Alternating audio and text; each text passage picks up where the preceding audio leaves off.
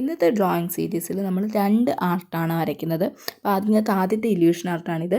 ഇപ്പോൾ നമ്മൾ നേരെ, അതായത് വേർട്ടിക്കലായിട്ട് ഒരു 8 സെൻറ്റിമീറ്റർ ഒരു സ്ട്രെയിറ്റ് ലൈൻ വരയ്ക്കുന്നുണ്ട്.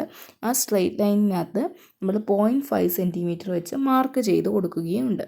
എന്നിട്ട് നമ്മൾ ഈ 8 സെൻറ്റിമീറ്ററിന് നടുക്ക്, അതായത് 4 സെൻറ്റിമീറ്ററിൽ വെച്ചിട്ട് നമ്മൾ ഹൊറിസോണ്ടലായിട്ടും കൂടി ലൈൻ വരയ്ക്കുന്നുണ്ട്. അതായത് ഒരു ക്രോസ് ആയിട്ട് ലൈൻ വരയ്ക്കുന്നുണ്ട്. ആ ക്രോസ് ആയിട്ട് വരയ്ക്കുന്നത് 8 സെൻറ്റിമീറ്റർ ആണ്. ഞാൻ പറഞ്ഞാൽ എത്രത്തോളം നിങ്ങൾക്ക് മനസ്സിലാകുന്നുണ്ടെന്ന് അറിയത്തില്ല. ഈ പടം ഞാൻ എങ്ങനെയാണോ വരയ്ക്കുന്നത് അത് നോക്കി വരയ്ക്കുക. അതായത് ഒരു ക്രോസ് ആയിട്ടുള്ളൊരു ലൈൻ, ഹൊറിസോണ്ടലായിട്ടും വെർട്ടിക്കലായിട്ട് പോകുന്ന ഒരു ലൈന്, അതിൻ്റെ ലെങ്ത് എന്ന് പറയുന്നത് 8 സെൻറ്റിമീറ്ററാണ്. നടുക്കൂടാണ് അത് പാസ് ചെയ്ത് പോകുന്നത്. അതായത് 4 സെൻറ്റിമീറ്ററിലൂടെയാണ് അത്, 4 സെൻറ്റിമീറ്റർ എന്ന് പറയുന്ന ആ ഒരു പോയിൻറ്റിലൂടെയാണ് 2 ലൈൻസ് പാസ് ചെയ്ത് പോകുന്നത്. എന്നിട്ട് നമ്മൾ ഈ 2 ലൈൻസിലും 0.5 സെൻറ്റിമീറ്റർ വെച്ച് മാർക്ക് ചെയ്യുന്നുണ്ട്. ഇനി നമ്മൾ വേർട്ടിക്കലായിട്ട് വരച്ച പോയിൻറ്റ്സില്ലേ, മാർക്ക് ചെയ്ത പോയിൻറ്റ്സ്, അതിനകത്ത് ഏറ്റവും താഴത്തെ പോയിൻറ്റിൽ നിന്ന് ഹൊറിസോണ്ടലായിട്ട് വരച്ചതിനകത്ത് ഇതുപോലെ മാർക്ക് ചെയ്യണം. അതായത് ഏറ്റവും താഴത്തെ പോയിൻറ്റിൽ നിന്നും ആ നടുക്കത്തുനിന്ന് ആദ്യത്തെ പോയിൻറ്റിലോട്ട് ഇങ്ങനെ മാർക്ക് ചെയ്ത് പോകണം. രണ്ടാമത്തെ ആകുമ്പം അതിൻ്റെ തൊട്ടപ്പുറത്തെ പോയിൻറ്റിലോട്ട്. ഞാൻ എങ്ങനെയാണോ ഈ പിക്ചറിനകത്ത് കാണിച്ചിട്ടുള്ള, ഈ വീഡിയോയ്ക്കകത്ത് കാണിച്ചിട്ടുള്ള അതുപോലെ, ഞാൻ പറഞ്ഞാൽ അത് കുളവായിപ്പോവും, നിങ്ങൾക്കത് മനസ്സിലാവണമെന്നില്ല. ഈ ഒരു രീതിയിൽ മാർക്ക് ചെയ്യണം. അങ്ങനെ ആ ഒരു ലൈൻസിൻ്റെ, നമ്മൾ വരച്ച ഒരു ലൈനിൻ്റെ ആ 4 പാർട്ടിലും ഇതുപോലെ മാർക്ക് ചെയ്യണം. ഇത് വരയ്ക്കാൻ സംഭവം എളുപ്പമാണ്, പക്ഷേ അത് സൂക്ഷിച്ച് വരച്ചാൽ മാത്രം മതി. പക്ഷേ ഇത് പറഞ്ഞ് ഫലിപ്പിക്കാനായിട്ട് പാടാണ്. അതുകൊണ്ടാണ് ഞാൻ ഈ വീഡിയോ നോക്കി വരയ്ക്കാൻ പറയുന്നത്. ഇപ്പം ഈ മേളിലത്തെ വരയ്ക്കുകയാണെങ്കിൽ, ഇപ്പം മേളിലോട്ടുള്ള ലൈനിലോട്ട് വരയ്ക്കുകയാണെങ്കിൽ ആ സെൻറ്ററിൻ്റെ തൊട്ടപ്പുറത്തെ പോയിൻറ്റിൽ നിന്ന് ഈ മേളിലത്തെ ഏറ്റവും അറ്റത്തെ പോയിൻറ്റിലോട്ട് വരയ്ക്കുന്നു. ഞാൻ എങ്ങനെ പറഞ്ഞു തന്നാലും തെറ്റിപ്പോവും. ഞാൻ 3-4 വട്ടം ഇങ്ങനെ പറഞ്ഞു നോക്കി, അപ്പോഴെല്ലാം തെറ്റിപ്പോവാണ്. നിങ്ങൾ ഇതുപോലെ അങ്ങ് മാർക്ക് ചെയ്ത് വെച്ചാൽ മതി. അങ്ങനെ ആ ഒരു രീതിയിൽ മാർക്ക് ചെയ്ത് കഴിയുമ്പോൾ നമുക്ക് ഇതുപോലെ കിട്ടും.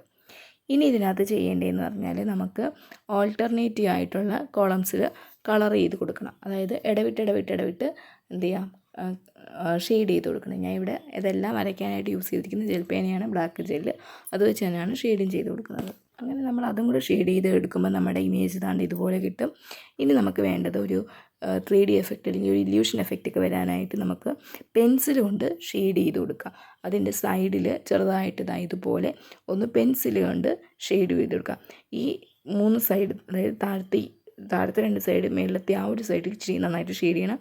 ആ ലെഫ്റ്റ് സൈഡിൽ മേളിലത്തെ ഭാഗം ഒരു ചെറിയൊരു ഷെയ്ഡിങ് കൊടുത്താൽ മതി.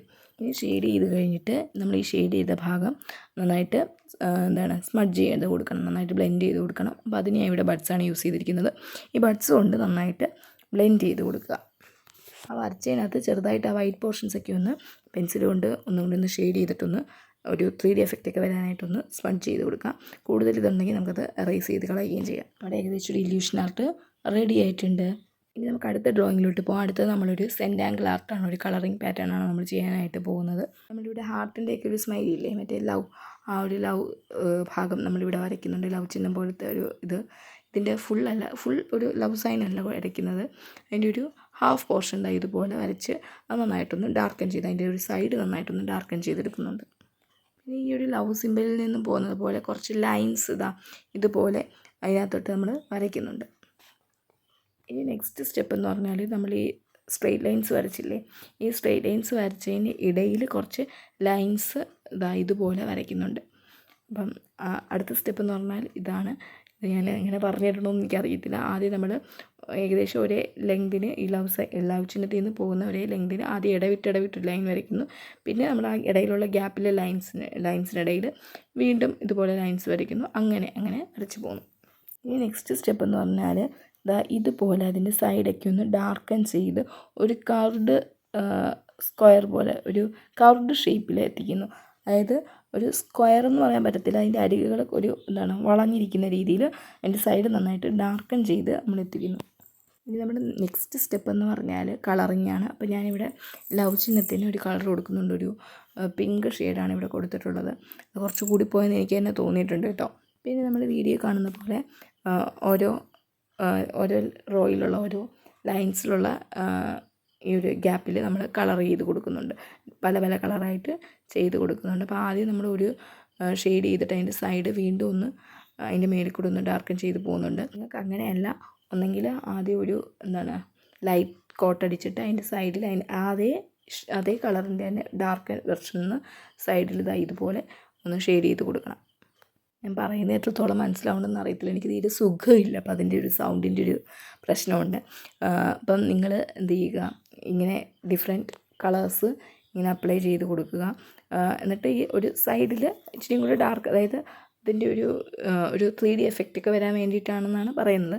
അപ്പോൾ അതിനേക്കാളും നമ്മൾ അടിക്കുന്ന കളറിനേക്കാളും ഒരു ഡാർക്കർ വെർഷൻ വെച്ചിട്ട് അതിൻ്റെ സൈഡിൽ ജസ്റ്റ് ചെറുതായിട്ടൊന്ന് അടിച്ച് പോവുക.